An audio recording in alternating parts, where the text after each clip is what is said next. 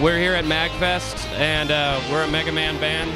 Right now we sing songs about Mega Man 1 and Mega Man 2, and currently working on an album about Mega Man 3.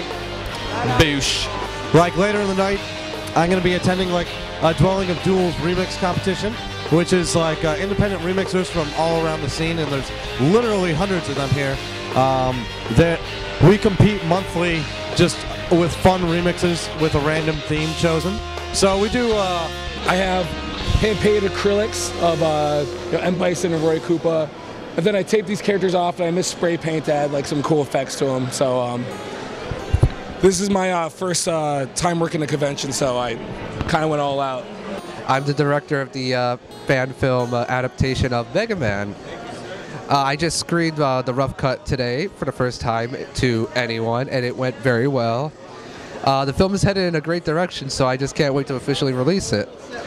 It was great to actually screen it at MAGFest since you know, if you got parents bringing in kids and just engulfing them into this culture, the culture that is geekdom, you know, I think that's phenomenal, you know. And you bring them up, they're like little toads. They just kind of sprout up and they become, they eat the power-up mushroom, and there you go. They're big, and now they're ready to go and be full-force gamers, which is great. And if you can bring in people who've never experienced something like this before, I mean, that's phenomenal. And that just further spreads kind of what the golden age of gaming was all about. You know, we're in a whole new age right now with the internet and such, and I think it's phenomenal. Now, a few months ago, you were in Chicago, Illinois, I understand, where you took part in the brawl with pretty much everybody on Channel Awesome, including everybody on Cinemassacre.com.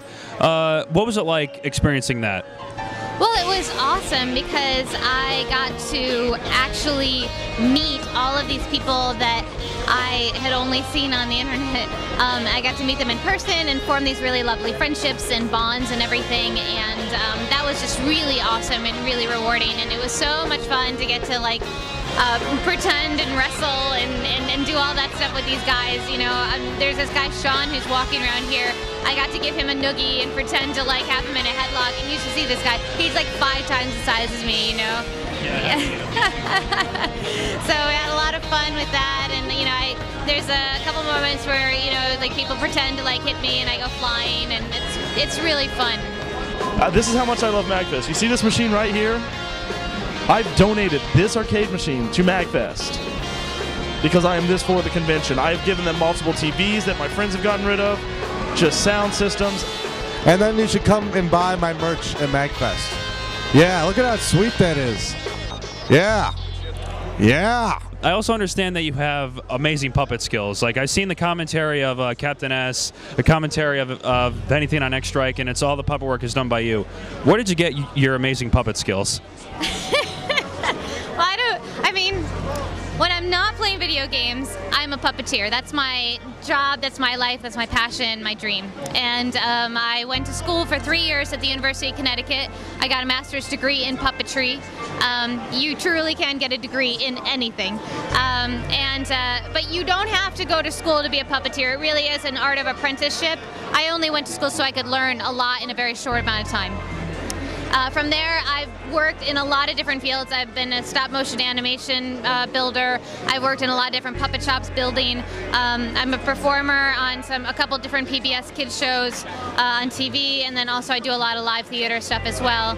And now, more recently, I'm starting to do more kids shows, live kids shows in people's homes, which is really exciting because to me that's like the ultimate storytelling.